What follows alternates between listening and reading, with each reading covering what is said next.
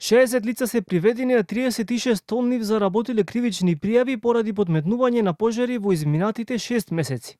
Како што соопшти од МВР, од април до крајот на овој месец биле регистрирани над 2000 пожари, за кои се потврдило дека најголем дел од нив биле подметнати. Но клучното прашање е дали има докази и дали пријавите завршуваат со пресуди. Од јавното обвинителство нема конкретен одговор колку обвиненија се поднесени, но уверуваат дека сите јавни обвинителства, согласно местната надлежност, постапуваат по сите поднесени пријави, а онаму каде што се идентификувани сторители најчесто се води итна постапка. Новинарот Александар Чомовски во синекешното гостување во Самовистина кажа дека според него за ваквите дела пресудите мора да бидат брзи и ефикасни. Па што прави јавното обвинителство? Тоа се процесира за 24 часа. Ако МВР дошло до јасни сознани, ако се презентирани докази, треба веднаш да се процесуира и да се пресуди.